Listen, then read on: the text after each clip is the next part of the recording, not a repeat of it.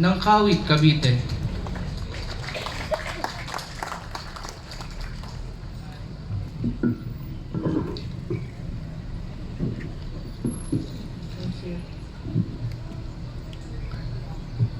Magandang kawit po sa inyong lahat.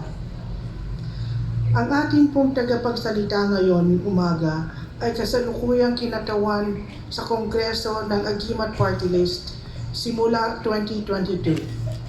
Siya ay nagtapos ng Bachelor of Arts, Major in Consular and Diplomatic Affairs sa De La Salle College of St. Benilde at ng Masters in Sustainable Leadership and Governance sa De La Salle University, Dasmariñas.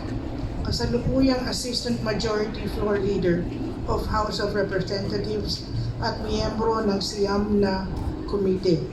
Sa kanyang unang termino, siya ay nakapaghain ng mahigit 300 panukalang batas kung saan mahigit 40 ang pinirmahang batas tulad ng One Town, One Product Philippine Act.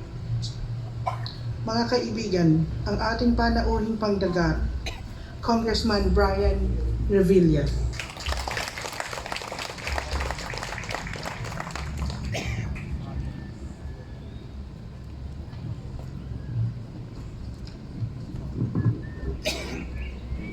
Maraming salamat po sa aking nanay dito po sa bayan ng Kawit, Cavite, ang ating magiging mayor, Consuela Cynthia Army Aguinaldo, palakpakan po natin. Ang ating kasama sa NHCP, Mr. Alvin Alcid, palakpakan po natin. Ang kumakatawan po sa ating gobernadora, Binibining Ilinia Imelda Rosel Sanggalang, palakpakan po natin. Ang kamag-anak po ng ating dating Pangulong Emilio Aguinaldo, si Ginang Emilio Aguinaldo Pulido, palakpakan po natin. Ang ating kasama po sa ating Philippine Navy, Colonel Oliver Bailon, palakpakan po natin. Ang ating Deputy Provincial Director, Lieutenant Colonel Willie Bergado Salazar, palakpakan po natin. Ang buong sangguniang bayan ng Kawit, Cavite, sa lahat po ng mga kababayan natin dito, ang mga kaibigan po natin sa Mason, lahat po ng ating uniform personnel, magandang umaga po sa inyong lahat. Isa pong karangalan sa akin bilang isang Caviteñong lingkod bayan at congressman ng Agimat Party List na maging tagapagsalita po ngayong araw na ito. Sa ating lahat na nandito ngayon, I'm sure kilala nyo na po si Pangulong Emilio Aguinaldo. Kaya naman po, hindi ko na po hihimayin ang kanyang talambuhay. Kaya hayaan nyo po na ikwento ko po ang aking personal na halaga ng unang Pangulo para sa akin at sa bagong henerasyon. Simula po ng aking pagkabata, itinatak po ng aking mga magulang na ako po ay isang Caviteño. At dito po nanggaling ang ating unang presidente. At isa po sa aking mga paboritong subject nung ako po ay estudyante ay ang history o kasaysayan. Kaya agad-agad ko pong itinuring si General Presidente Emilio Aguinaldo sa aking paboritong historical figure. Aaminin ko po na medyo biased po ako bilang isang Caviteño. At isa pa, masasabi kong Caviteño talaga ang ating General Emilio Aguinaldo dahil marami po siyang agimat.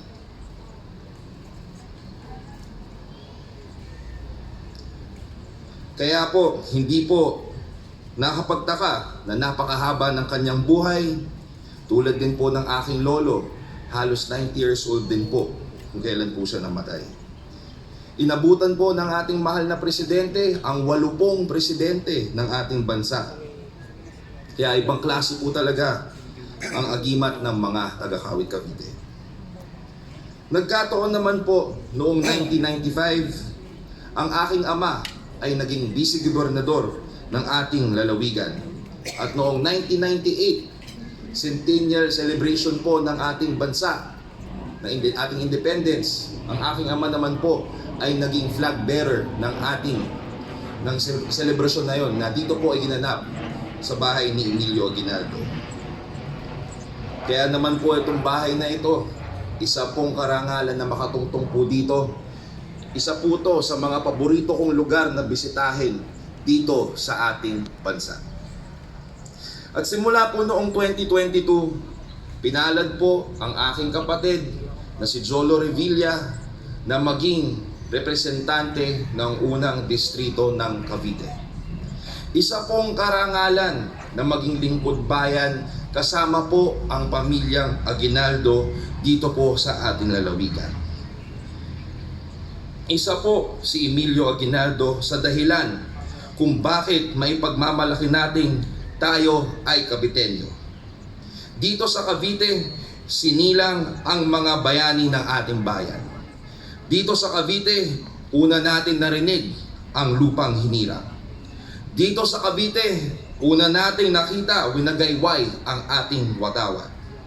Kaya naman po sa NHCP at sa ating local government, dahil sa may mga ganitong pagdiriwang para bigyan diin ang sakripisyo ng mga Caviteño tulad ng ating Pangulong Emilio Aguinaldo. Napakahalaga pong itinuro at ipaglaban ang kasaysayan lalo na po sa ating kabataan at bagong henerasyon. Marami na po sa kanila ay ngayon napakaikli po ng attention span. Madalas po na sa social media, mas marami pa hong alam sa K-pop kaysa po sa ating history at sa ating mga bayani. Marami na rin pong residente dito po sa Cavite ay hindi na po lihitimong Caviteño dahil sa massive development nangyayari sa ating lalawigan. Kaya malaki po ang hamon sa ating gobyerno na ipamana sa kabataan ang sakripisyo ng mga bayani tulad ni Pangulong Aguinaldo. Siya po mismo, bata pa lang ay naglingkod na sa bayan. Sa edad po ng 25 years old, naging gobernadorcillo ng Cavite El Viejo at naging presidente ng Republika noong 29 anyos pa lang lamang siya. I believe that this should convey that youth and age should not be a hindrance to be able to serve and to do what is right for our country. I believe that the youth can achieve great things, and kita naman po natin yan na ating susunod po na provincial government, ang kakatawan po ay mga kabataan. At mapalad po kami na isa po doon ay ang aking bunsong kapatid. Isang paalala na rin po ang araw na ito na ang dugong nananalitay sa ating maugat ay dugong Caviteño, dugo ng mga bayani, dugo ng mga mandirigma. Hindi sumusuko sa laban sa kabila ng edad, yaman o pinag-aralan. Handang ibigay ang sarili para sa bayan at para sa bawat Pilipino. Before I end my speech, I would like to end with this quote na sinasabi po ng aking lolo nung siya po ay nabubuhay. It is not enough that the Filipinos should be served, but the Filipinos should be served well. Si Pangulong Aguinaldo po, pinaglingkuran niya ng tapat at buong puso ang sambayanang Pilipino sa abot ng kanyang makakaya.